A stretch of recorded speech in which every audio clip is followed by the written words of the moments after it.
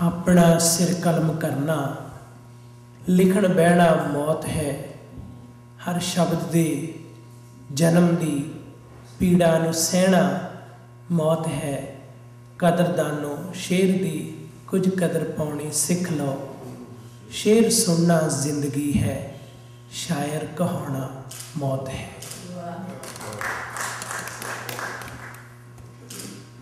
इस इकत्तरता दे विच पंजाबी साहित्य जगत विच इस वेले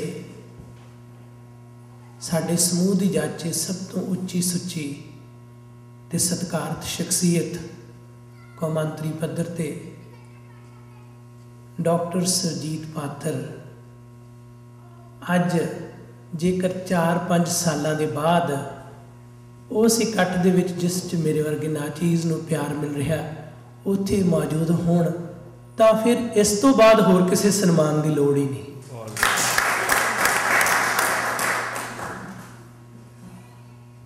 जे आई पतझड़ तां फिर की है, अगली रुत च यकीन रखी। पिछले दहाके दे समय तो इत्थे ते उस तो पहला भी कॉलेज की जिंदगी दे विच इन्हां दीयां अनेकां रचनावां साझीआं करके उन्हां दा सहारा लैके लिखे हुए साहित्यक लेखां करके ते उन्हां दीयां तुकां नूं विस्तार दिंदियां होइआं उन्हां दे उपर लिख के माँ बोली पंजाबी की गल करके इत्थों तक पहुँचे हैं। सो ये श्रोमणी पुरस्कार मैनू नहीं मिलिया, ये पात्र साहब के कदमां नूं समर्पित है।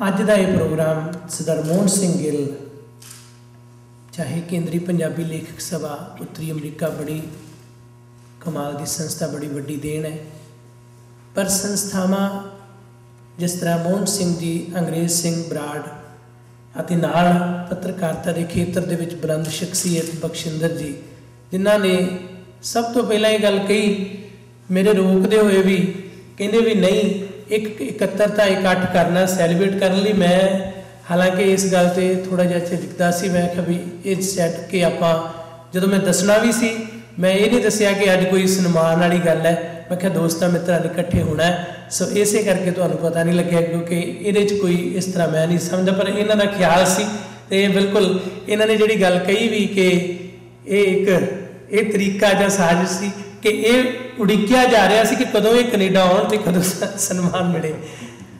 पर बड़ा प्यार इन्हां ने दिता। सरदार दर्शन सिंह संघा होरी नाल प्रबंध जिन्ना कीता मिसिस संघा, बहुत धन्यवाद। तो मेरे लिए माण वाली गल है जो बचपन तो प्रेरणा मिली साडे पिता जी होरी जिन्हां दे कदमां चों सारा कुछ ग्रहण किया, उन्हां नूं सुन सुन के बोलना सीखिया। तो ये इस तो वड्डी गल होर की हो सकती है जिंदगी दे विच। ते माता जी जिन्हां ने चाहे दुनियावी विद्या शायद एक भी जमात नहीं पढ़ी, पर एक गल बड़ी वड्डी जिहड़ी जिंदगी च ये सिखाई कि औलाद जरूर ऐसी होवे जिहड़ी यूनीवर्सिटी टॉपर होवे। शायद इन्हां नूं ये नहीं पता कि यूनीवर्सिटी किस नूं कहिंदे ने जां की है, पर उन्होंने ये पता कि उन्हां दा मुंडिया जिहड़ा लड़का उन्हें वो थां फतेह कीता होया जिहड़ा जो भी कहिंदे आ। सो कनेडा इत्थे लियाउण लई साडी जीवन साथन दलजीत कौर दा धन्नवाद। कॉलेज के दिनों च सोचते सी कि शायद इत्थे किसी यूनीवर्सिटी डाक्टर साहब या स्कूल दे विच कॉलेज दे विच किते ना किते सर्विस होएगी, पर इहो जे जिहड़े मुल्क ने जिन्हां मुल्कां लई बहुत सारे तरसदे ने इधर ख्याल भी नहीं सी गया।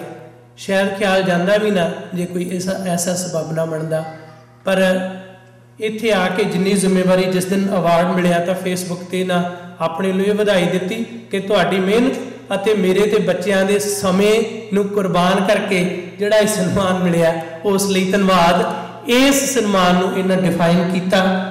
मेरे लिए ये चारे बच्चे गुरमत सिंह, रहमत सिंह, साहिब कौर, अविनाश कौर, इन्हां बच्चों के अंदर जो भावना है, जो जज्बा है पंजाबीयत का, जुबान ते पछाण नूं कायम रखण दा, जेकर शायद वो कायम रख सकीए जिंदगी च, शायद होर किसी सन्मान की गुंजाइश है ही नहीं।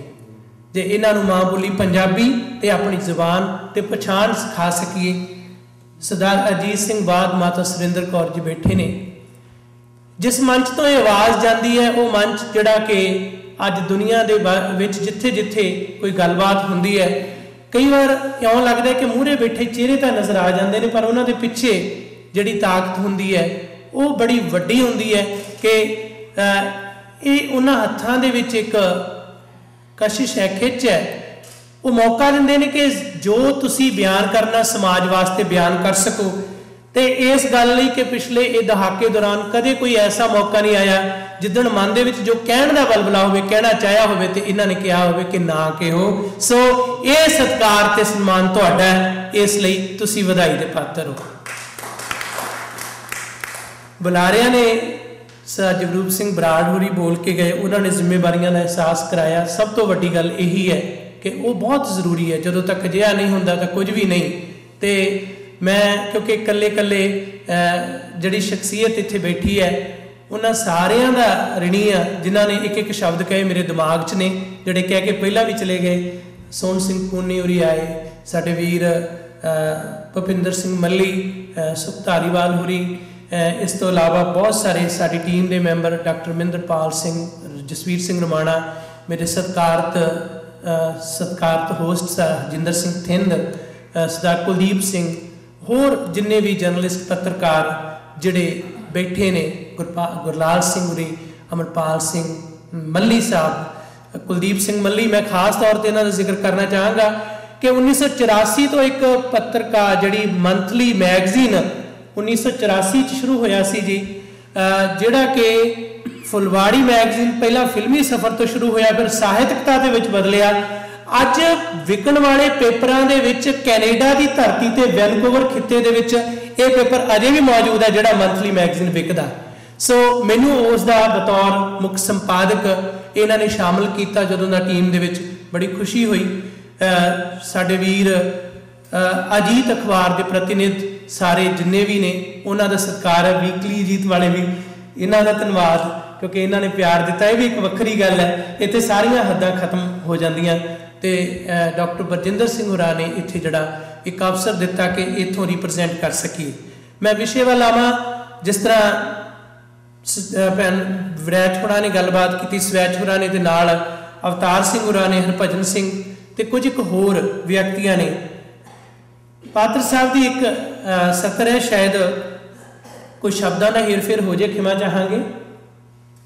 यार मेरे जो इस आस ते मर गए कि मैं उन्हां दे दुख दा बनावांगा गीत, जे मैं चुप ही रहा, जे मैं कुछ ना कहा, बढ़ के रूहां सदा भटकदे रहणगे।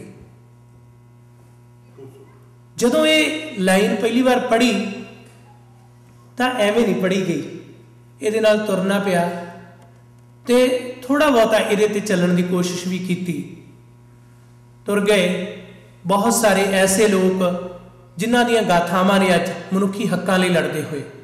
मानवी इतिहास के वो पन्ने जे 100 साल की इत्थों की गल है तो इस दे नाल सदियां की गल मनुखी अधिकारां की संसार पद्धर ते है। तुसी एक गल बड़ी सोहनी कही, किते ये इनाम या सन्मान उस रस्ते दे विच किते रुकावट ना बन जाण, जिहड़े मंजिल वाल तय करन लई असीं चले आ, ते वो रस्ते ते जिथे गांह तुरना है मील पत्थर की थां ते निशाना ना बन जाण। इसका जवाब मैं अज खुद इस मंच ते आप देना मुनासिब नहीं समझदा। तुसीं आप देखोगे तो इन्हां दा जवाब तुहानूं समय के पन्नियां चों मिलेगा, क्योंकि इसका बहुत बड़ा कारण है। वो कारण यह है कि पात्र साहब ने एक बार लिखिया, तगमियां दी थां ते हिक विच गोलियां, तगमियां दी थां ते हिक विच गोलियां, ये भी एक सन्मान दा अंदाज है। कोई पता नहीं अज तुसीं इस हाल दे विच ਜਿਹੜੇ ਚਲੇ ਗਏ ਬੋਲ ਕੇ ਸਤਿਕਾਰ ਦੇਣਾ है, उन्हों का बहुत धन्यवाद। सन्मान के दो पक्ष होंगे ने, एक तो वो जिहड़ा कि इस पद्धर का इस स्टेज पर मिलिया, पर शायद जिहड़ा दूजा पक्ष है वो भी लिखिया होवे। मानसिक तौर पर तैयार रहना साहित्यकार का फर्ज होंदा है। तो मैं समझदा कि ये सन्मान अज जिहड़ा तुसीं अज इत्थे इकत्तरता कीती है, शायद हुण हासिल करन दी गुंजाइश भी कोई बहुती नहीं, मिल भी जाए तां भी ठीक है, नहीं तो अज जो मिल गया वो अपने आप च बहुत वड्डा है। ते शायद वो भी एक समा आवे जो दूजे सन्मान की गल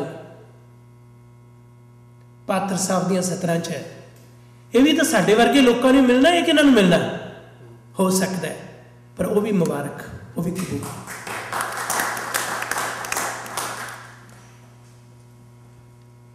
कुदरत ऐसा मौका बनाउंदी है, कई बार जिंदगी के हर पड़ाव से असी बहुत कुछ सीखते हैं। उम्र छोटी होने के बावजूद कई बार बजुर्गों, वड्डियां, सियाणियां, सूझवाना उन्होंने तो प्रेरणा लैण का मौका मिलिया। तो मैं जे अज समझा अमरीक पलाही बैठे ने, मास्टर जी बैठे ने, इंद्रजीत सिंह हुरी बड़ा सोहना प्यार नाल इन्हां साडे साथी वीर कमलजीत सिंह कॉलेज के दिनों तो मेरे साथी ने, उन्होंने पत्नी सारी टीम नूं लैके आए ने, संजीव थिंद हुरी, कमल साहब बड़ी दूरों चल के आए ने, संघा साहब, डॉक्टर रंधावा अदबी सत्थ संस्था, पंजाबी लेखक मंच इंडिया तो जरनैल सिंह आर्टिस्ट उन्होंने, सिखा साहब ने, तो तुसीं भलाई साहब मंगावासी जी तुसीं प्यार दिता, साडे वीर सरदार मान उन्होंने पिता जी जी कैनेडा च आए ने, अफरेश उन्हों का बहुत धन्यवाद जिहड़े डॉक्टर साहब नूं वैनकूवर तो इत्थे लैके पहुँचे ने। तो संगीत की दुनिया के साडे वीर जिन्होंने संगीतक तौर पर बड़ा मान हासिल है साडे विचकार ने। मैं एक गल जरूर कहनी चाहांगा कि एक जिंदगी का यह पड़ाव जिहड़ा अज इन्ने विद्वान, सूझवान, सियाणे जिस तरह साडे मानयोग माता समान बीबी दविंदर कौर जौहल बैठे ने, इन्होंने एक दिन रेडियो ते आके गलबात की कि यह आवाज़ सुनने नूं बड़ी चंगी लगती है, तो जो गल कहने तो इउं लगता है कि वो गल अपने आप साथ दे रही है। शायद इसे कारण ही है क्योंकि वो विषय सिर्फ just for the sake of arts, कला लई नहीं, कला जीवन लई है, वो पक्ष ज्यादा भारू हो गया। इसे कारण ही कई बार ये मौका भी आता है कि कई ये कह देंगे ने कि ये विषयों के प्रति इन्ना ज्यादा भावुक हो जाते हैं। तो मैं समझदा जे भावुक हो के विषय नूं छोया ना गया, उपरे पद्धर ते छोया गया, तो विषय नाल असी गल नाल इंसाफ नहीं कर सकते। मूँह तो कई गल कन्ना तक जा सकती है, पर दिल तो कही गल ही दिल तक जा सकती है। साहिबान, आज बैसाखी का दिन है। पोजीशन लो।